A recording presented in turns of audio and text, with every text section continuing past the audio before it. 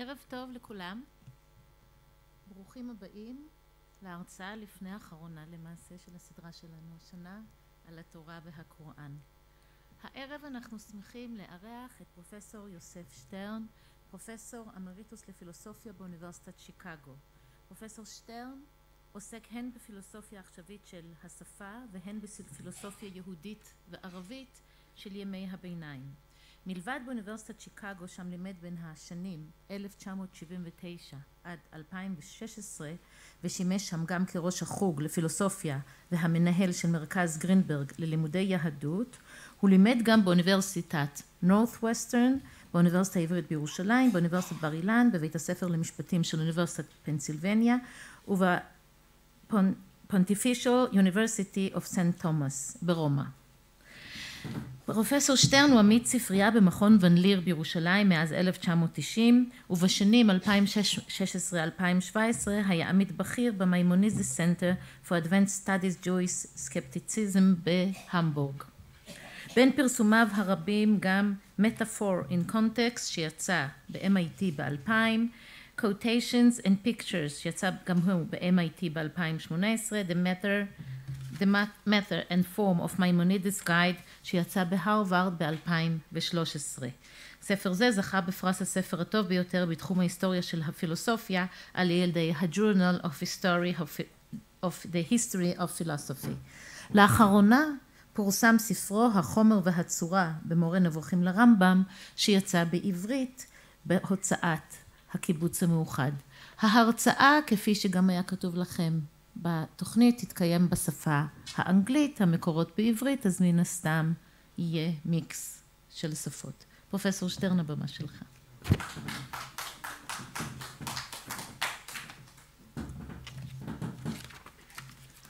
תודה, אני מנצל שאני מדבר בלשון הקודש אנגלית, אבל אפשר לשאול שאלות בעברית, ואם אין לי תשובה, אני אגיד שאני לא מבין את השאלה. ואם מישהו לא מבין משהו, אפשר להרים יד, אני אנסה לתרגם. אבל מקורות הם בעברית.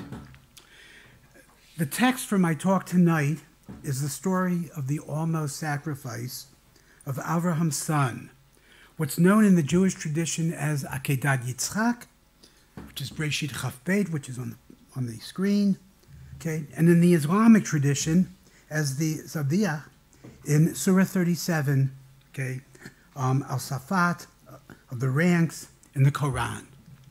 I assume you all know the general plot.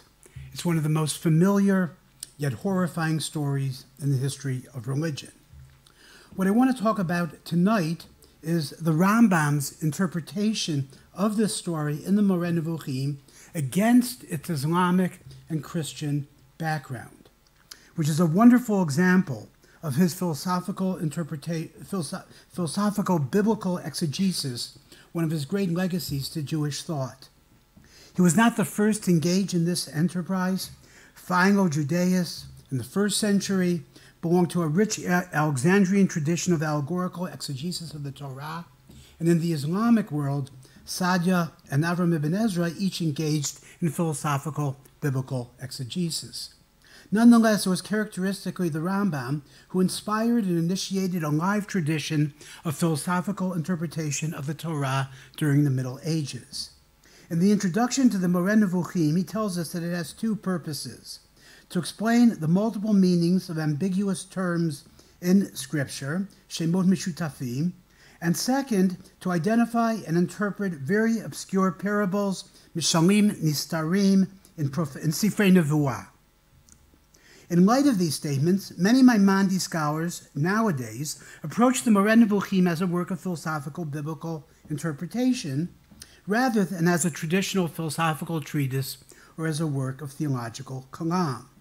But different scholars have different understandings of Maimonides' exegetical project.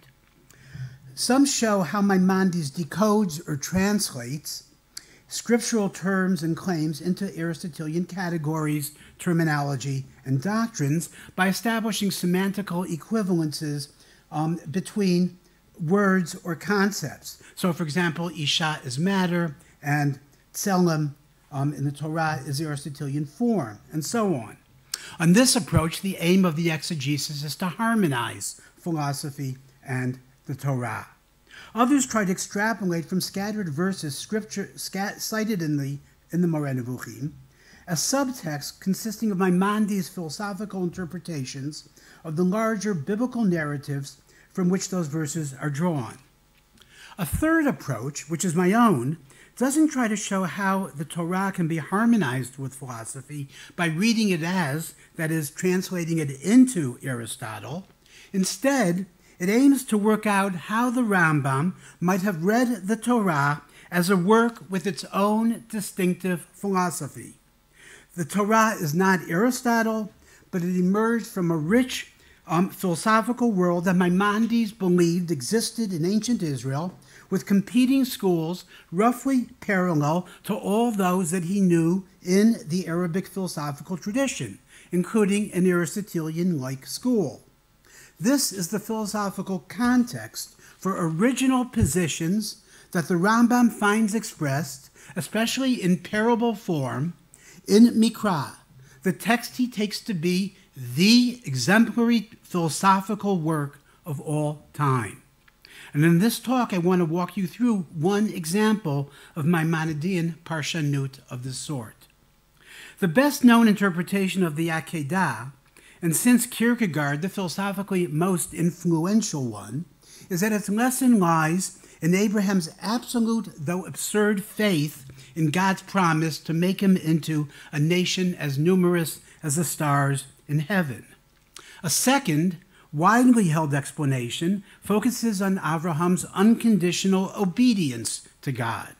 In Chazal, the Aqedah, of course, is called a nisayon, derived from the word nisa that figures in the opening verse, pasuk, like a title for the story, Vayacharei advarim ha'elu ve'Elohim nisa et Avraham.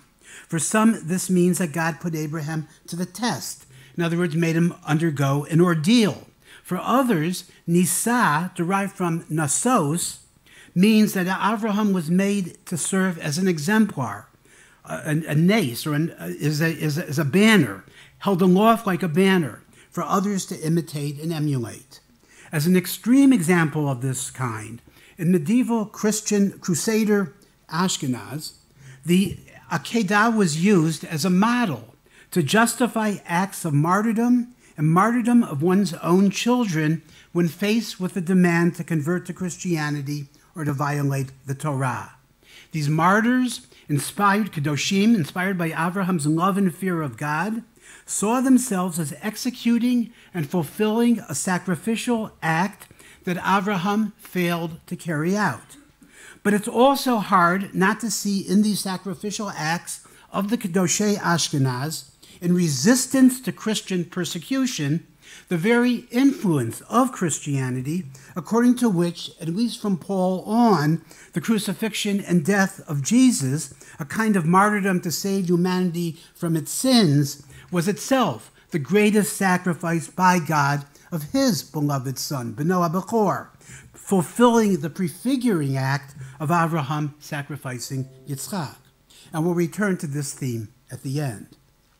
Another source with which Maimonides must have been familiar, and to which he's probably reacting, is the version of the story found in the Quran. And this is number 1, Echad, on your Daf Mekorot, okay? It's from Surah 37. Amar Avraham, Haloch Eleich li el Riboni, v'hu yancheni. Riboni, ha'anek li ben asher yeh b'yisharim. Az bisarnu lo al ben shakul dat. Kasher gadal diyo l'ma'asim imo, Amar, B'ni, re'iti b'shenati, ki alay la'alotcha korban. Chashov ure'eh ma da'atacha. Amar, Abba, aseh kasher tzuveta. Im yirtzeh Elohim, timsa kani ba'azeh haruach. Kasher gamru shnehem beda'atam lehitmaser v'ratzon Elohim, v'hu hishkivo al panav, karanu elav, Avraham, kvar kiyamta et hachalom, כך נגמול למיטיבים. זהו הניסיון הברור. פדינו אותו בבהמת קורבן אדירה, והותרנו לו זכר בדורות הבאים. ברכת שלום על אברהם. כך נגמול למיטיבים. הוא היה בעבדנו המאמינים. ובישרנו לו על יצחק, אשר יהיה נביא בישרים. בירכנו אותו ואת יצחק, ומזרעם יצאו מיטיבים, או יצאו מיטיבים. ובם אנשים אשר גמרו לעצמם אבל ברור. This text is clearly a version of the same story as Breshit Chaf Bet, but it's not necessarily derived from it. It's entirely possible that both are based on a common Ur story, or that the surah at least was based on a pre-Quranic Arabian folk story. There are, of course, significant differences between the versions of the Torah and the Quran. One of the most striking is, of course, that the Quran does not identify the son of Abraham who was to be sacrificed. And there's endless discussion in the Hadith and Tafsir literature whether it was Yitzchak or Yishmael, and there's even further discussion in the Shia literature that identifies the ram at the very end with Hussein, the son of Ali, who was martyred, and that's a significant thing to remember. However, the fact that the Quran itself does not identify the intended victim may also suggest that it doesn't really matter for the moral that the Quran wishes to draw, namely that both the father and the son were equal active participants in the sacrifice. So Abraham openly consults with his son, whoever he is, before he's sacrificed. And then the two of them, we're told, equally submit, hitmasru l'ratzon Elohim, which is a translation of the Arabic aslama, from which the term, of course, Islam is derived. That's to say, or at least one important point of this story for the Quran is that Abraham and his son were the first, or among the first Muslims, those who submit to the will of God. Moreover, when they submit, which may have been a part of a ritual of prayer in a broad sense of the term, we're told that Abraham laid the son upon his forehead, hishkivo al panav. In other words, he laid him in the specific form of semi-prostration, of an animal about to be slaughtered. So that's in a position where you're on your knees, all right, and your head, all right, is touching the ground. Okay? It's not nefilat apayim, it's sort of a semi-prostration. Okay? And that serves, of course, as an etiology, an origin, a historical origin, for the bodily posture assumed by Muslims till today in their daily prayers. Hence the name Zaviach, sacrifice, for the story, even though the son is not actually slaughtered. Submission, in other words, is a kind of sacrifice, if not to God, then for God. The submission to Allah's will, the surrender or sacrifice of one's own will for that of Allah or God. As for Christianity and the Kedoshei Ashkenaz, so for the Quran, sacrifice is an essential component in their understanding of the significance of the story. Now, all these interpretations, from Chazal to Kierkegaard to Paul to the Quran and its commentaries, the Tafsir, share one assumption. That's the assumption that had the angel not intervened in Psukim, Yud Aleph and Yud Bet, all right, or in the Quran, in verse 104, Abraham would have carried through the sacrificial act. And for that, his willingness to sacrifice his son, he's to be praised and rewarded. So the lesson of the Aqedah, Abraham's exemplary act, lies entirely in its first 10 psukim, from the initial divine command to the moment when Abraham stretches out his hand to raise the knife to sacrifice the boy. Subsequent events, the angel's intervention, the sacrifice of the ram, the angel's blessing, all that is post-climactic denouement. Now, this reading of the Aqedah that focuses on the first 10 verses, psukim, raises all sorts of problems. And these are wonderfully illustrated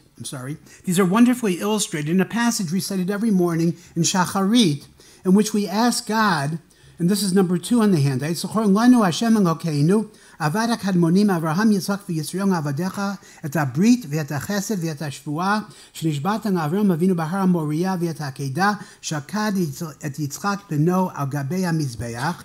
And then it continues, Ribono shel olam, kamo shekavash Avraham Avinu et rachamav na'asot ritzonecha b'levav shalem, ken yichbeshu rachamecha et ka'ascha me'aleinu, v'yagongu rachamecha al midotecha. Now, we usually don't praise parents for conquering, that is, suppressing their mercy, their rachamim, for their own children whose lives are threatened, especially by the parents themselves. Although religions do praise people for wholeheartedly carrying out God's will, Abraham's obedience demands that he act hard-heartedly. Could that really be what obedience to God requires? Nor is the analogy between God and Abraham that underlies the prayer clear. Why should God's mercy, his rachamim, conquer his anger if Abraham's mercy for Yitzchak does not conquer, but is conquered by his obedience? And is it really Abraham's mercy for Yitzchak that has to be conquered by his obedience to God? Given the analogy, we would think that it would be Abraham's anger at God that must be conquered by his obedience, just as God's mercy conquers his own anger. Perhaps the author of the Tefillah of Shacharit could not bring himself to explicitly acknowledge Abraham's understandable anger at God. Hence, he settled instead on his mercy for Yitzchak. Maimonides turns this received interpretation of the Aqedah, the interpretation underlying this prayer, on its head.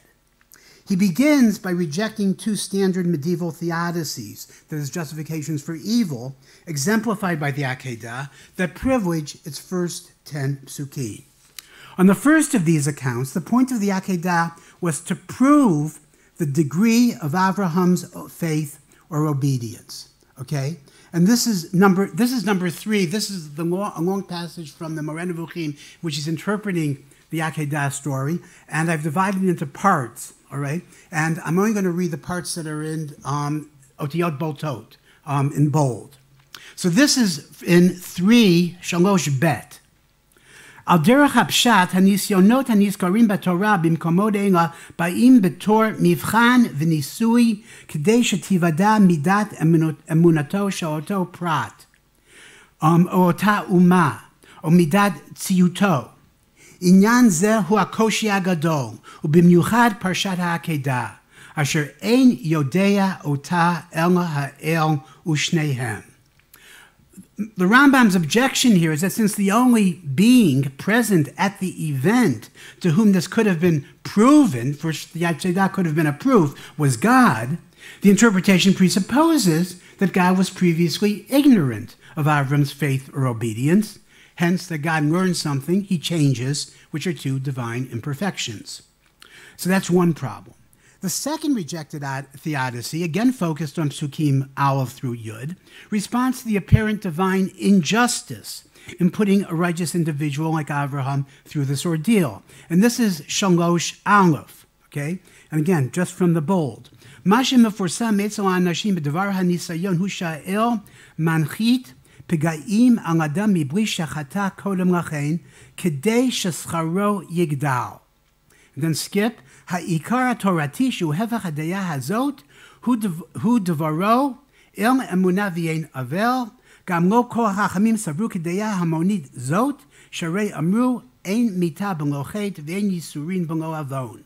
Zot hi ha'daya asher ra'ui sheyachzik ba kol ben Torah bal seichel lo yaches oshek la'el hu na'la azot kedei lahamin sheru'uvein chaf mechet v'shalem. So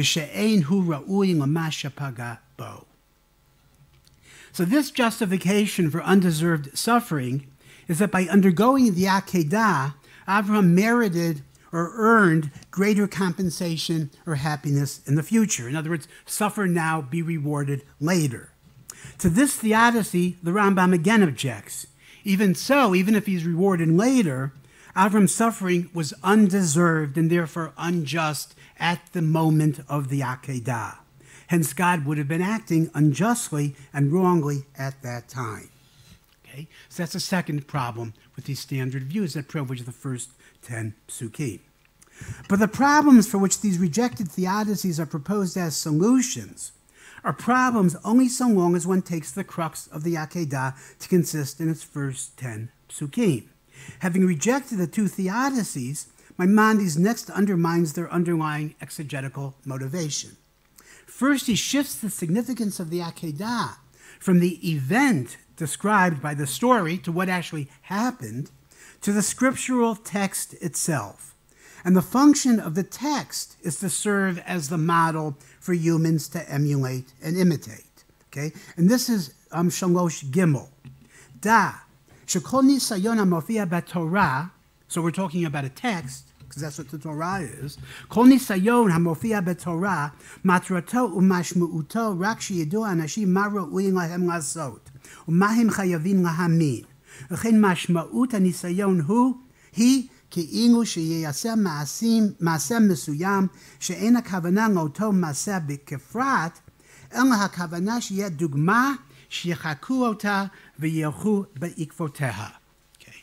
In other words, if the Aqedah is a model for us to emulate, to imitate, what we know about the Aqedah is what we learn from the biblical text, not from having observed the actual event. Okay? So he shifts then from the event to the text. Next, he shifts the weight of the significance of the text from the first 10 psukim to psukim Yud Aleph through Yud Tet, to include the angel's command not to sacrifice Yitzchak and its aftermath, the sacrifice of the ram. Okay. The end, in other words, or the point, or the moral of the story lies in its ending. What is that point? Well, the Rambam writes, all right, and this is Shalosh Daled, Parshat Avraham ba'Aqedah kolelet shnei inyanim gedolim shehem miyisodot haTorah. Ha'inyan ha'echad hu lahodienu et ktsei gevul ha'ava la'el yitala va'yira mipanav ad eze gevul hein magiot. And then at the end of the selection, in 3 Zion, Shalosh Zion, he turns to the second notion, okay, העניין השני הוא הודיענו שהנביאים מקבלים כאמת את מה שבא עליהם בהתגלות, שלא יחשוב מישהו שמכיוון שזה בחלום ובמראה ובאמצעות הכוח המדבר, יש שלא יהיה מה שהם שומעים או מה שמוצג להם ודאי להם, או שיתערב בו דמיון שווא כלשהו. In other words, don't think that because what you're being told in a prophecy occurs in a dream or a vision or as a product of the imagination, don't think that it was inserted to the prophet. Okay? Now, for reasons of time, I'm only going to talk tonight about the first notion. Okay? But if you have questions about the second one, feel free to ask in the questions and answers. So to turn back to the first notion in Shalosh Daled, almost all of the Rambam's commentators, both medieval and modern, take the phrase "Kitsei gevul ha'ava la'el va'yira mipanav ad eze gvul hein magiot." Right? So the limit of the love and fear of God, to mean that the Aqedah teaches us the limitlessness of the love and fear of the fear and love of God. She'ein gvulot, that there are no limits. One must do everything one can possibly do, sacrifice his material possessions, body, soul, his life, even his son's, his children's life, to demonstrate his love and fear of God. I want to propose that what the Rambam means by Kitsei Gvul is Kitsei Gvul. What the Aqedah teaches is that there is a limit to the love and fear of God. And if there's a limit, there can also be excessive love and fear of God. The Aqedah teaches that one must respect a limit, even in loving and fearing God. Avram initially recognized and respected no such limit. his love and fear of God could bring him even to sacrifice his son. But the full Aqedah narrative is more than the first 10 psukim. The end, or point, as well as the ending of the story, is that Abraham does not sacrifice Yitzchak and instead sacrifices the ram, thereby marking a limit to the love and fear of God. The nisayon, the proof or the demonstration to others, what it teaches us, all right, lies in the conclusion of the story of the Aqedah, not in its aborted beginning. In order to work out the Rambam's conception of the limit on the love and fear of God, let me take a minute here to fill in two pieces of background. First, from the Rambam's theory of the mashal, of parables, okay, and I've included a bit of this on the handout, okay, under number 4, okay, and then I want to talk a little bit about what he considers nevuah, or prophecy, to be. The Rambam tells us, as I said before, that one of the two purposes of the guide, the Moreh Nevuchim, is to explain obscure parables occurring in prophetic books that are not explicitly identified there as such. In other words, mishalim nistarim, bibli shene'amar b'mefurash shehem mishalim. And I take him to mean by this that not only is there no title, mashal, above these passages, but also that there's no superficial literary features that mark the mishalim that we find in the Sifrei Nevuah, as there are, for example, in Mishlei Chazal, Mashal Melech, Mahadavar Domeh, okay, where there are literary features. Instead, the Rambam goes on to characterize a mashal as any text whatsoever, okay, with 3 levels of meaning, interpretation. And I call these, and this is in number 4, Aleph Hamashmuda Hamonit Achitzonit, okay, the vulgar external meaning, and Bet Hamashmud HaMishlit HaChitzonit, okay, these both use this term zahar, all right, for the parabolic external meaning, and then Hamashmud HaMishlit HaPnimit, the parabolic inner meaning. Okay. The vulgar external meaning of a parable, so the Mashmud HaHamonit HaChitzonit, I'll just read that, Kach Medameh HaAmon, the vulgar, שצריך להבין את הכתוב, וזה האופן היחיד שבו הם מסוגלים להבין את הדברים, לפי המשמעויות הלקסיקליים של המילים, ואת הנרטיבים כסיפורים מיתולוגיים, או כהיסטוריה על אודות פרטים ואירועים. So the vulgar external meaning of a parable is the meanings of its words, their lexical or their literal meaning, or how the vulgar understand the passage, say, as a narrative, as a story about actual individuals. The Rambam says this meaning is worth nothing because it contains no philosophical wisdom. At best, it's innocuous, like the meaning of a historical work or a piece of poetry, and at worst, it's deeply false, like the bodily or anthropomorphic descriptions of God formed by the human imagination. So in its vulgar external meaning, okay, Breshit Chafbet would be a historical narrative or a mythical story about a particular man commanded by a fickle God to sacrifice his son, who silently obeys, journeys to a far-off place, and once he gets there, is ordered by the same fickle God not to carry out his command. According to the Rambam, whether or not any such event actually occurred, the significance of Breshit Chafbet, the reason, in other words, why this story is included in the Torah cannot lie in this vulgar interpretation, either as a chapter in the history of ancient Israel or as mythology. Okay. Now, that's not to say, even though the text is instead interpreted as a parable communicating wisdom, all right, that the event referred to never occurred. A text can both be a parable, in other words, communicate wisdom, and correspond to something factual. Okay? Being a parable simply means that the reason why the story is included in the Torah, there are millions of things that happened to ancient Israel, all right, that are not in the Torah, all right? What they did when they got up in the morning, where they went, and so on, all right? So the reason why the story is included in the Torah is to express philosophical wisdom, not to record a historical fact. The parabolic status of the text, the fact that it communicates wisdom, is neutral, in other words, with respect to its extra-textual veracity. Okay? So we're going to put aside the question whether it corresponds to something that actually occurred. Instead of its vulgar interpretation, the value of Breshit Chaf Bet lies in reading it as a text of wisdom or wisdoms according to its two parabolic meanings, its external and internal meanings. And these kinds of meaning are both meanings of the text, but they differ in their contents. Parabolic external meaning expresses, if you look at Bet, all right, Chachma hamoila b'dvarim rabim rabot tikun matzav hachavrot ha'enoshiyot. In other words, the external meaning of a parable aims at wisdom, communicates wisdom that aims at communal welfare. But not only it should be emphasized that the material, economic, moral, political well-being of the community, but also at inculcating in its citizens correct beliefs and values. It's also concerned with their intellectual welfare. The parabolic inner meaning expresses what he calls chachma hamoila be'amunot ha'emet la'amita. Now, that's a somewhat obscure formulation, but what the Rambam has in mind is wisdom concerned with individual perfection, and individual perfection as opposed to communal welfare, the good of the community. And individual perfection is a function of one's knowledge, intellectual perfection, the truths that one acquires, and especially truths of physics and metaphysics.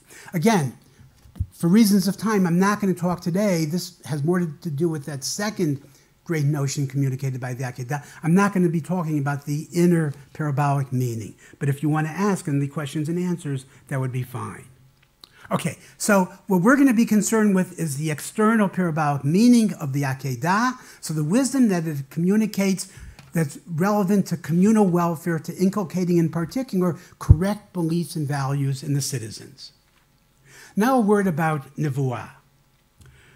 On our standard view of Nevuah, what you are told, okay, God or an angel on behalf of God speaks to or tells a Navi to do or to say something, to command a law, okay? In other words, the prophet serves as a mouthpiece or a channel for God. The Rambam, drawing on his Arabic Aristotelian predecessors, Al-Farabi and Ibn Sina, turns this picture around. The prophet, the Navi, is not told anything by anybody else, neither by God nor by an angel. The prophet, like a philosopher or scientist, comes to know through his intellect, by reasoning or intellectual intuition, some truth, say an abstract proposition of science or philosophy, no different from the way in which any philosopher or scientist intellectually grasps or knows a truth. However, the prophet, after apprehending or grasping this truth, uses his well-developed imagination and translates that abstract truth into an image or sensible representation, or into a law, or into an action that can be understood even by those in the community who cannot grasp abstract truths as such. So, for example, in Sulam Yaakov, the story of Sulam Yaakov, the ladder of angels ascending and descending that was witnessed by Yaakov in his dream, that's an imaginative representation of the prophet's knowledge of the structure of the physical world, its discovery by man, and of God as a so-called prime mover who acts through all sorts of intermediaries, what are called angels or separate intellects. Okay? So what distinguishes the Navi from the non-prophetic knower, the philosopher or the scientist, is not the first stage in which all of them grasp the truth in the same way through their intellects, but the second stage in which the prophet uses his imagination to disseminate to the public the abstract truth he's grasped. Nonetheless, both stages are natural processes that can be explained in terms of human psychological faculties, the intellect and the imagination. Okay?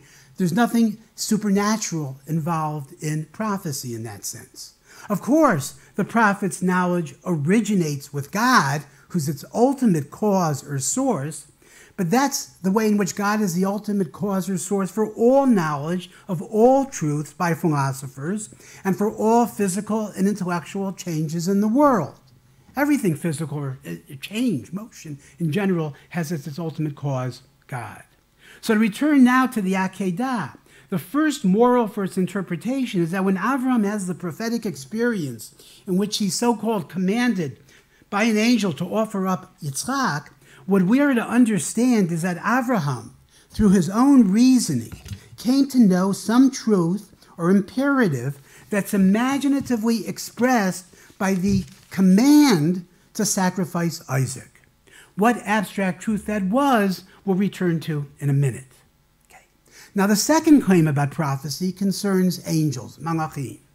Some scriptural descriptions of prophecy, some psukim, refer explicitly to God as their source. For example, pasuk aleph, all right? Elohim nisan, what is it? Vayomer Elav Elohim, all right? Okay. Other psukim, like Yud Aleph, refer to an angel, a malach.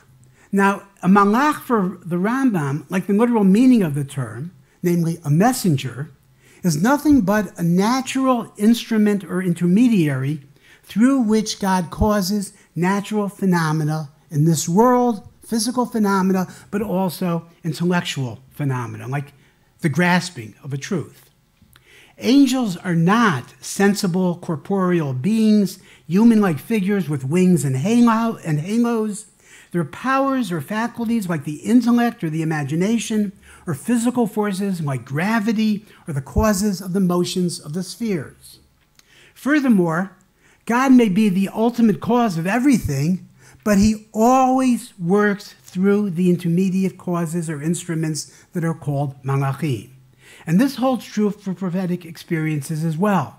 So whether a pasuk explicitly mentions a malach or not, even if it mentions explicitly God, in reality, God is always addressing the prophet through a malach, through an angel.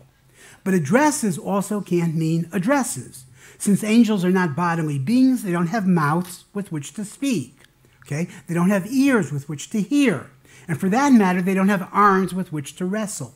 So all descriptions found in the Torah of malachim speaking or wrestling could only be imagined, that is, have transpired within a vision or a dream. In other words, if a prophet is said to see an angel with a certain bodily shape, what's really happening is that the prophet's imagination is translating his knowledge of the functioning of an abstract force or power, like his intellect grasping a truth, okay, into the concrete image of an angel whom the prophet sees addressing him either in a vision or in a dream. And when the imagination is functioning at its best, it projects those images onto the external world as if the imagined angel was really out there in the world. And we've all had this experience when you dream of, let's say, a sound, a bang, and you think there's been an explosion outside in the actual world. But it's really just what you're imagining in the dream. So Maimonides' moral for the Aqedah should now be obvious. When Avraham is said to be commanded by the malach to do such and such, as if the angel, the malach, were a real being in the external world speaking to him, what's really occurring is that Avraham himself is intellectually apprehending some truth or imperative and imaginatively projecting it into the mouth of a visionary and imagined angel, which is an image for a power like the intellect. So don't then think of the prophetic commands in Psukim Aleph Bet or Ted Vav to Yud Chet as if a real external divine being is telling Avraham what to do. The verses instead refer to Avraham's own intellectual judgment, a conclusion he's reached through his own reasoning, no different from any other truth he knows, a truth or command that he then projects imaginatively onto the vivid mental image of an angel commanding him. So the two angelic commands, first to sacrifice Yitzchak in the first psukim, and then not to in the later psukim, are really the contents of Avraham's own intellectual judgments based on his own reasoning. But if that's the case, then the next question we have to ask is this: what arguments or reasoning could have led Avraham to these two conclusions? And note, these are contradictory, opposed conclusions. Okay? According to the external parabolic meanings, so the mashmud chitzonit mishlit, all right, the communal welfare, the wisdom concerning communal welfare that it communicates, Avraham is a prototype for the founder of a divine community. He's a model for his community to emulate. Question: why should such a founder's love and fear of God require the sacrifice of a human being, let alone his own son and heir? Well, the Rambam's answer is spelled out in 3 Shalosh Hey. Okay, let me quickly read this.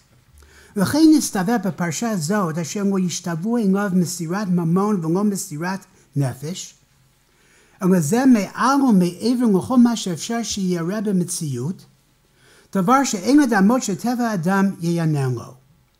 והוא, שאיש עקר המשתוקק ביותר לילד, אדם בעל עושר רב, נשוא פנים, המבקש שמצא עצתיו, תתהווה אומה, ובא לו הילד לאחר ייאוש מה רבה, תהיה דבקותו בו ואהבתו אליו.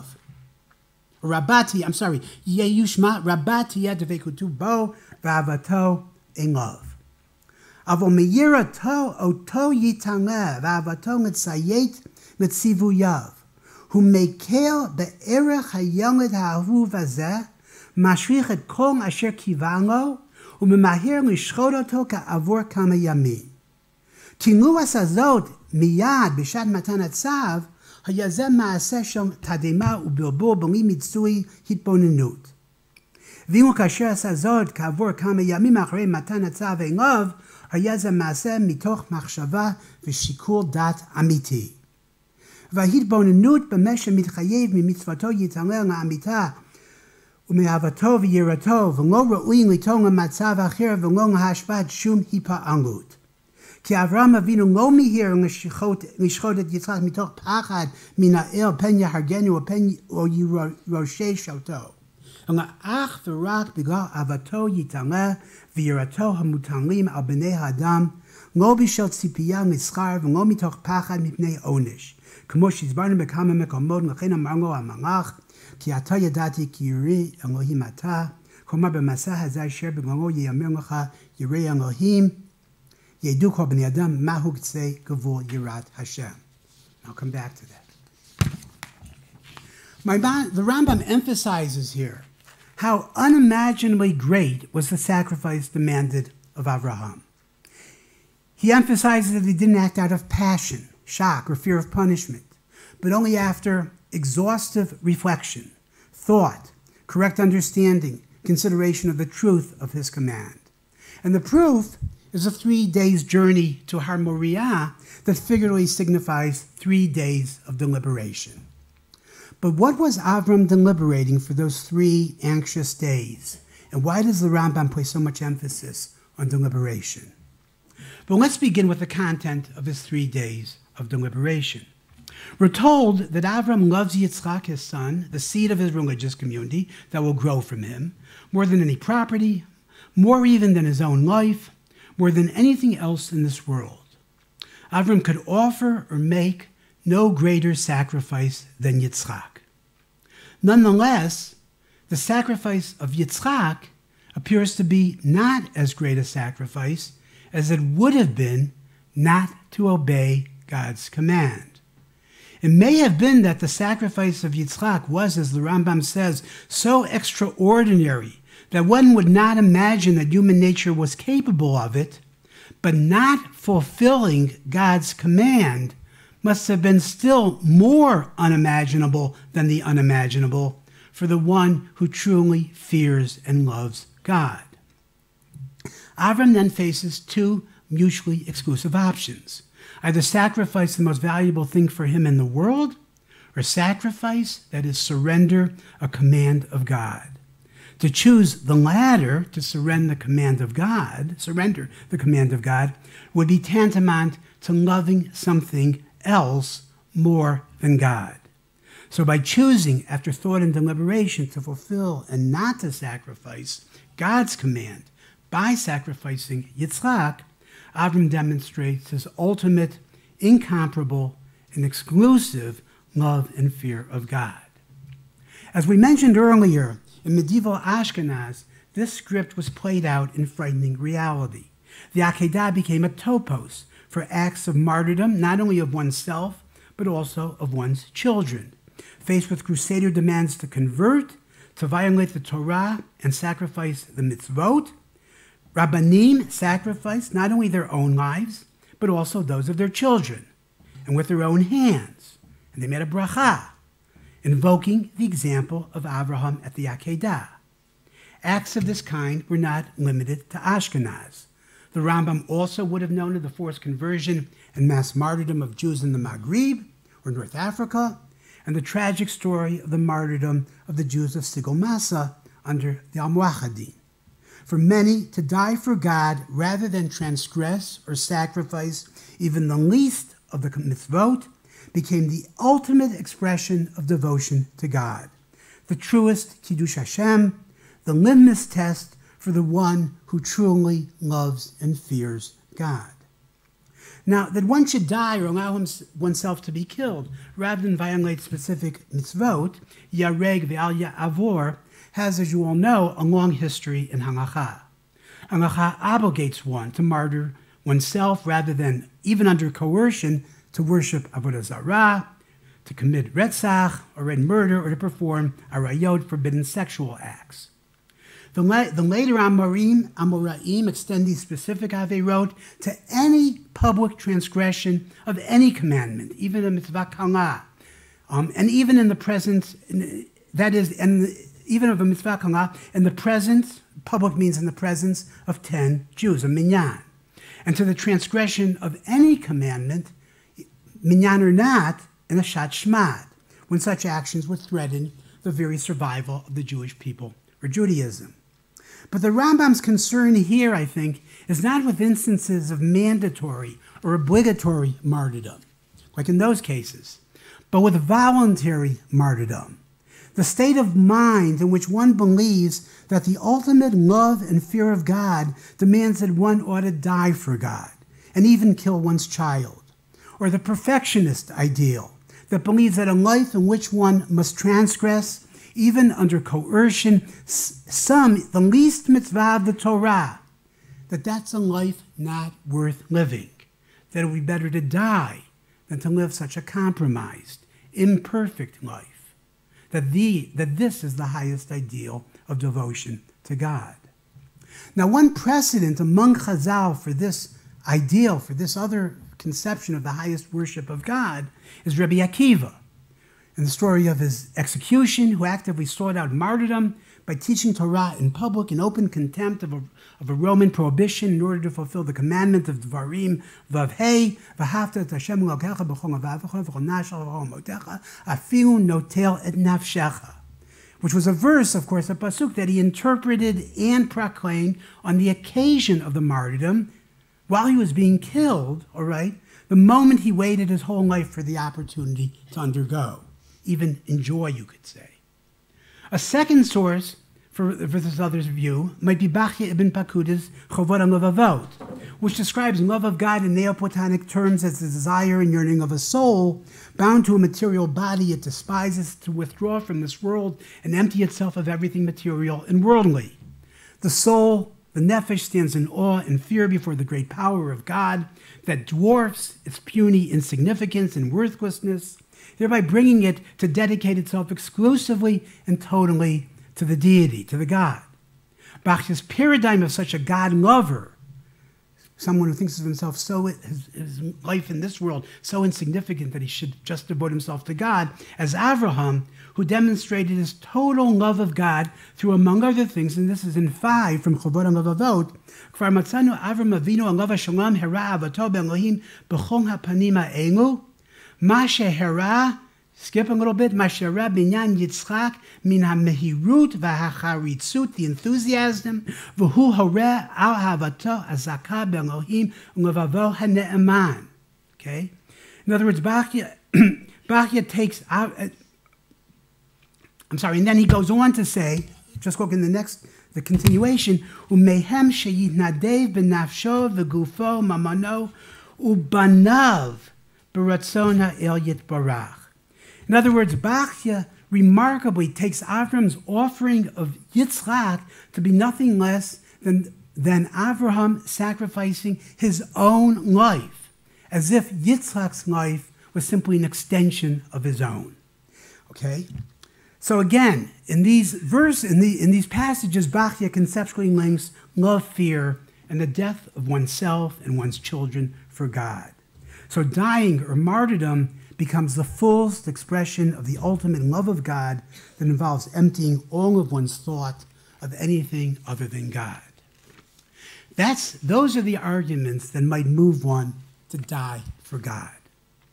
But Maimonides also argues, as you'll recall, that the full story of the Aqedah proves that such love and fear of God is excessive. What he means by excessive emerges in a comment he makes on child sacrifice in the course of his explanation of the Tamei Mitzvot in the last part of the guide. He explains that the primary intention of the Torah Moshe was to eliminate all Avodah Zarah from Israel, and in particular what he calls Sabianism, the Tzabaim, which was a star-worshipping, magical, astrological, superstitious culture in which ancient Israel was nurtured. Maimonides repeatedly states that what's wrong with Sabianism, the Tzabaim, that type of Avodah Zarah, is the burden and excess it imposed on its followers.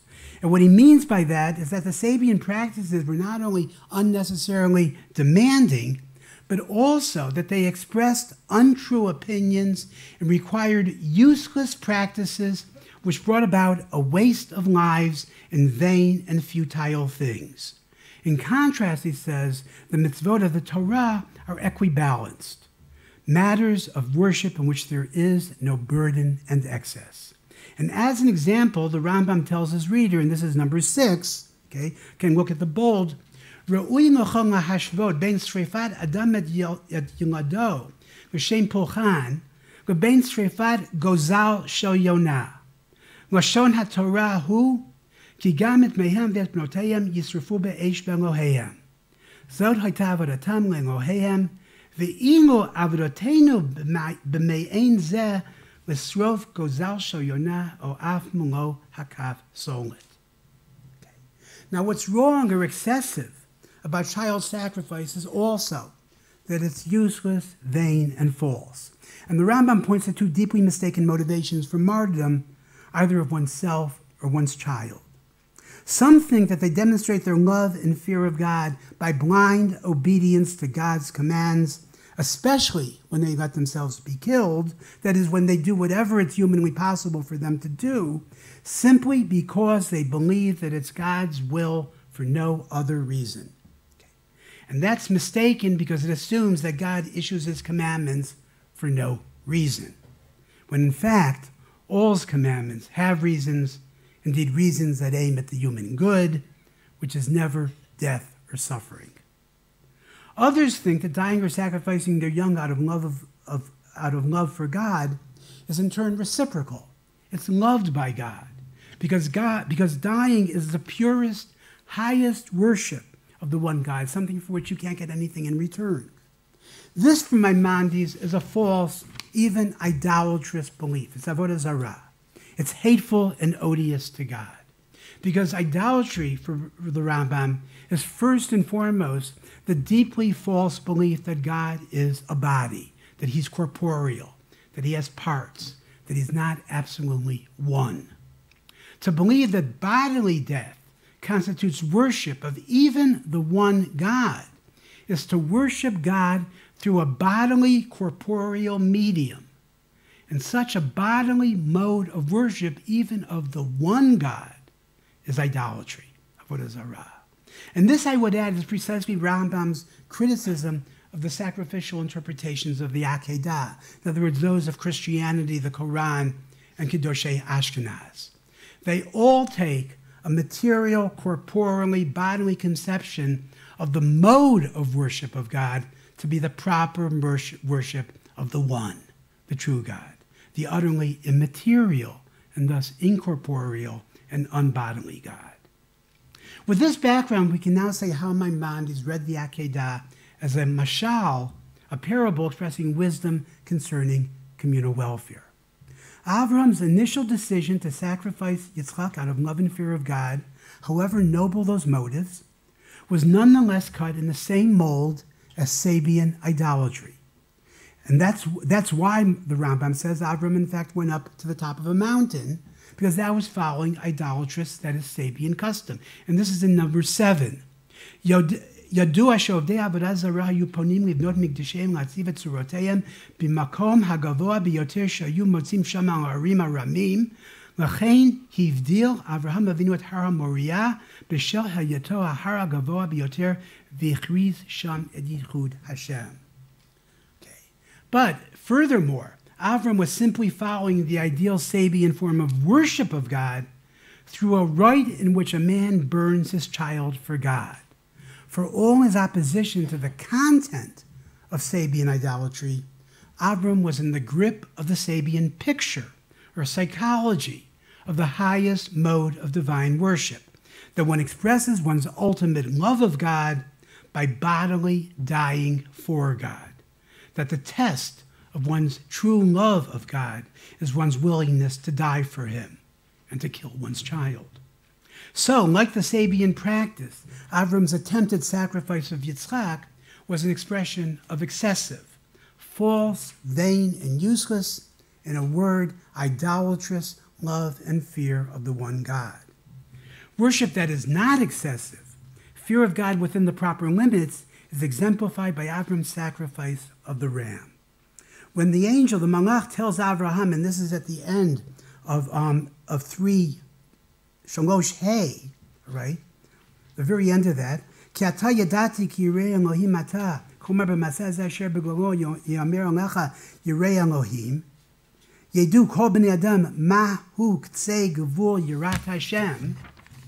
The act to which the angel is referring is not Avram's attempted sacrifice of Yitzchak, or his willingness to sacrifice Yitzchak, but rather his second judgment to abstain from that act, his decision not to sacrifice Yitzchak, and in its place the sacrifice of the ram, which exemplifies not only the sacrificial cult, the korbanot, but the performance of all the mitzvot.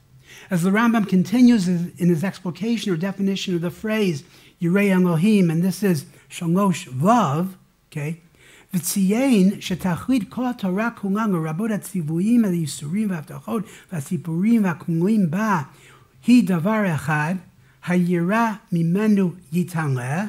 Okay, here I take the Rambam to be defining what Yirat Elohim consists in. All right, he says that it's the aim of the Torah Moshe as a whole to achieve that state. What's called for is living the life of the mitzvot. Okay. The angel expresses Abraham's recognition that the proper Yirat Hashem, fear of God, okay, fear of God that respects limits, is manifest not by dying for God, but by living the life of the mitzvot, the Mosaic law. The Mosaic commandments, the mitzvot, demarcate the limits of the fear of God because they're equibalanced, they're not excessive. That doesn't mean that they're absolutely ideal or perfect, but that they're the best possible accommodation of the ideal to the necessities of human nature.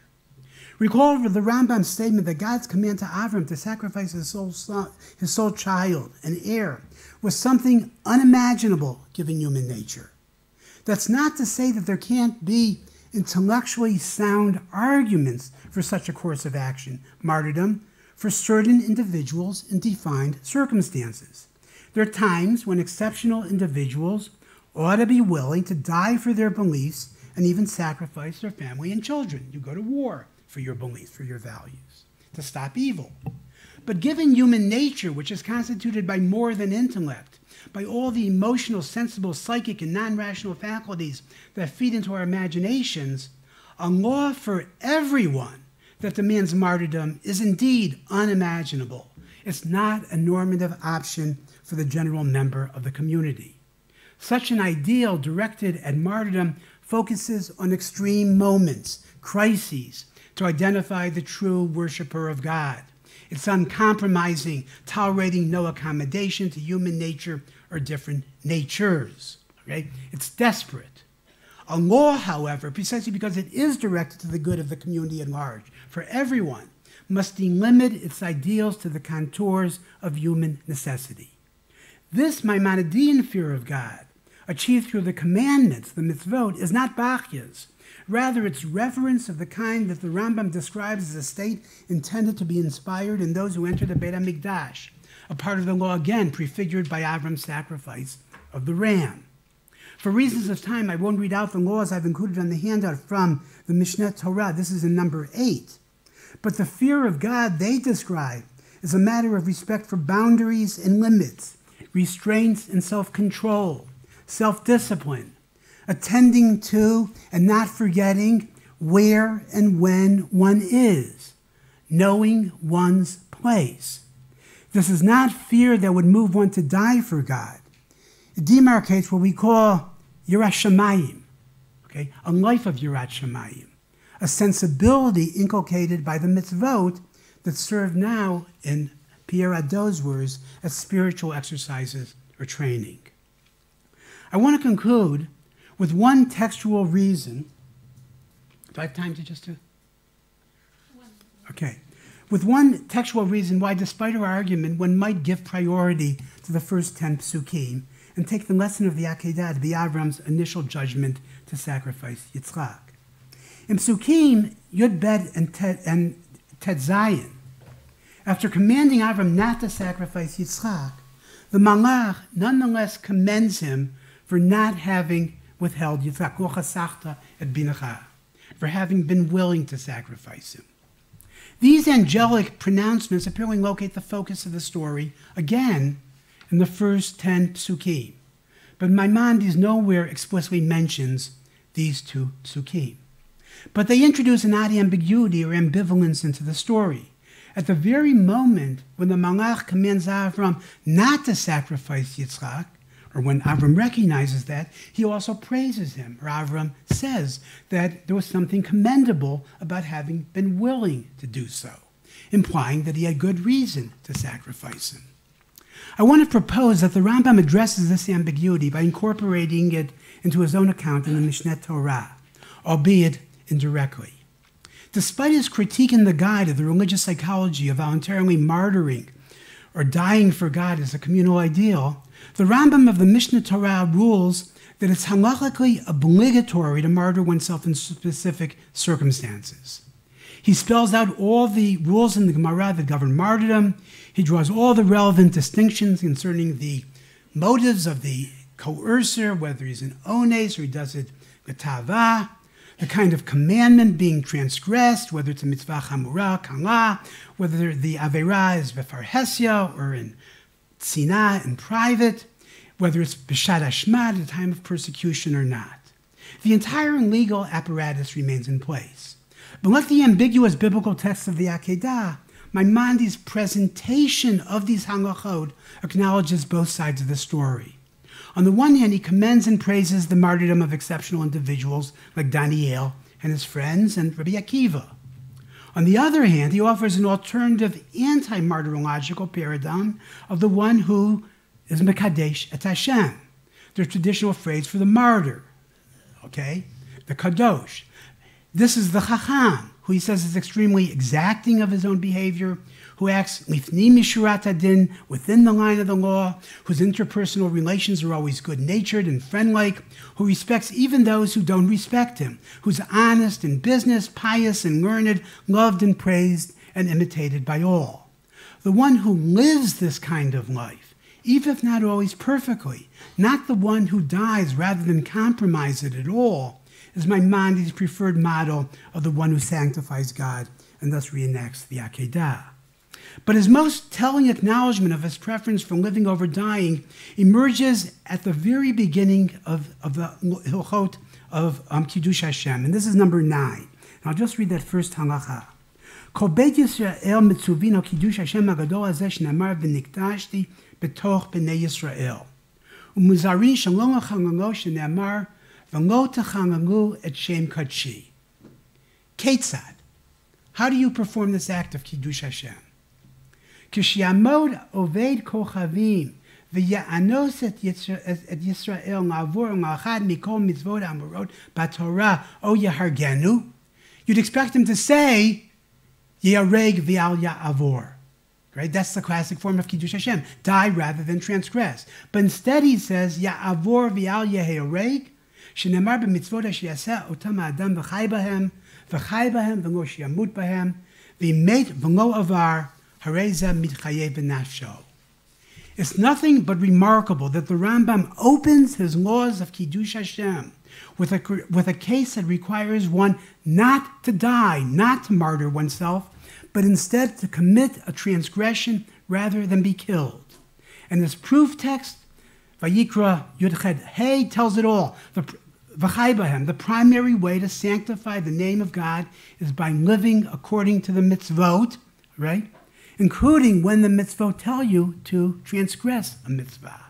Not by dying in order not to sacrifice, not to violate the least mitzvah.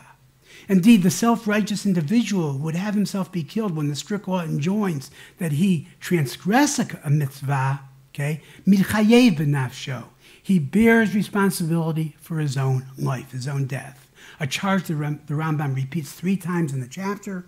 Martyrdom does not lend itself to supererogatory fulfillment. The Rambam's aim in the Mishnah Torah is not narrowly halachic or legalistic. The purpose of the Torah is to cultivate a certain kind of religious personality in the community, to inculcate correct beliefs and values, to create a certain model of citizen. The Maimonidean version of this personality type is not one who takes the highest worship of God to consist in dying for God, but rather in living a certain kind of life, even if that life sometimes requires transgressions, Avi wrote. By composing the Hilchot Kiddush Hashem in the order that he does, he thereby demotes dying and promotes living by the mitzvot as the primary mode to sanctify the name of God, the primary mode of Kiddush Hashem. This conception of Judaism was, as we know, far from shared in the 12th century or today. Maimonides nowhere mentions the historical incidents of martyrdom, either in Crusader Ashkenaz or in the Islamic world or in Christianity. It's difficult to believe that he didn't know about them. But the Mishnah Torah clearly shows us what he thought about that other model of the most sublime religious life. Thank you. תודה רבה לפרופסור שטרן. אנחנו נפתח את זה עכשיו לשאלות. בבקשה, אדוני. יגיע אליך המיקרופון.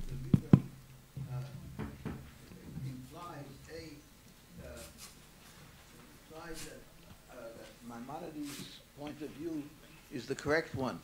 When they said that Abraham himself, when he never thought that he's going to have to carry out the killing of Yitzchak. It says, "V'nishtachaveh v'nashuva aleichem."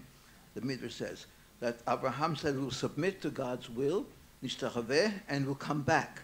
And Abraham said it before he went up on Har HaMoriah. And this indicates that from the beginning, the whole story is, the way you put it, a way of showing what the limits are. And Abraham's own action was never to kill his son. He believed that there's contradictions, it's impossible. Yitzchak yikarei lecha zara, and at the end he tells me that zara should be killed. Abraham couldn't believe that. His belief was that whatever God says, it seems absurd, but God is going to find a way to fulfill both promises, both to sacrifice himself for God and Yitzchak yikarei lecha zara. There will be no contradiction. That this was Abraham's idea, v'nishtachaveh, submit to God, v'nashuv, and I'm sure I will come back. Yeah, well, I think, see, what I was suggesting was that... what I was suggesting is that he doesn't, even in the beginning, okay, I'm sorry, that he doesn't, at the end, submit to God, okay? Originally, he actually did believe, he was caught in this picture, that dying is the correct mode of worship of God, doing everything one humanly can, okay?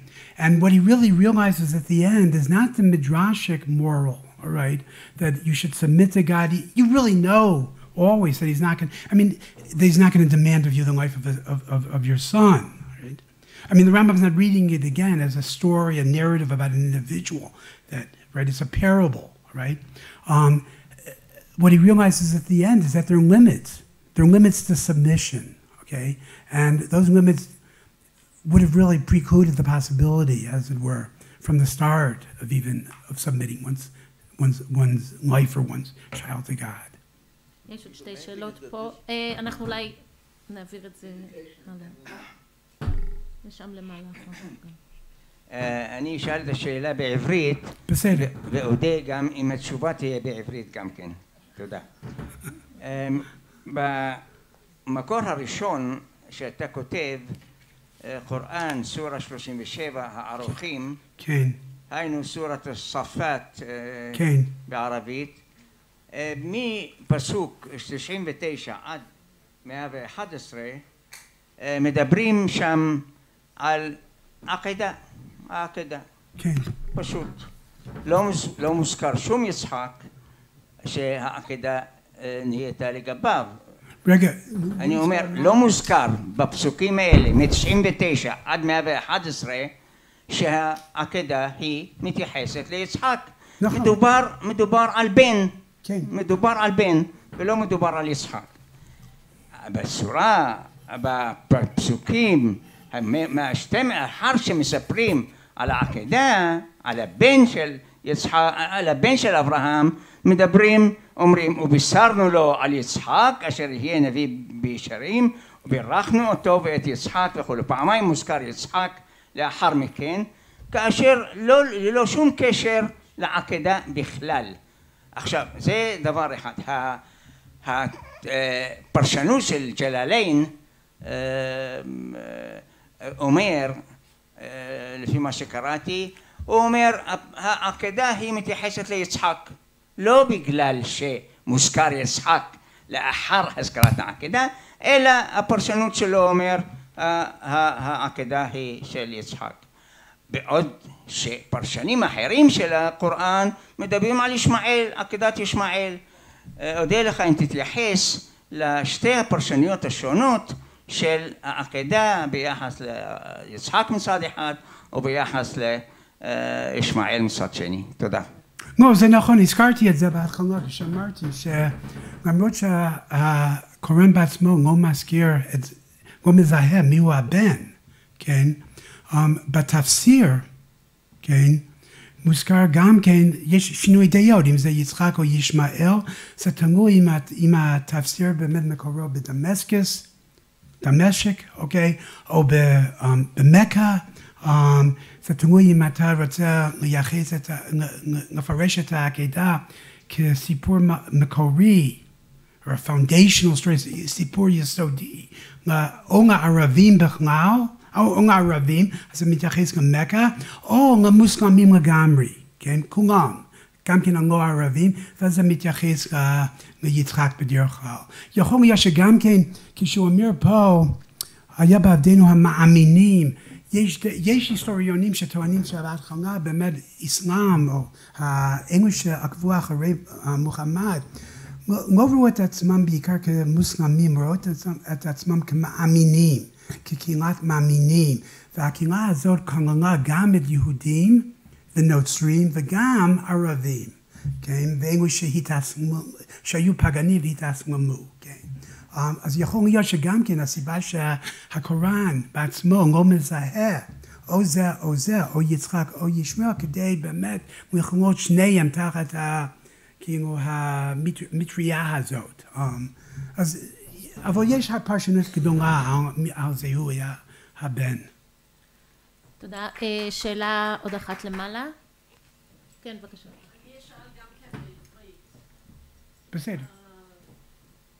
בספרים החיצוניים, בספר היובלים, כתוב שהשטן אמר לאלוהים, בוא תנסה את אברהם אם הוא צדיק כזה גדול.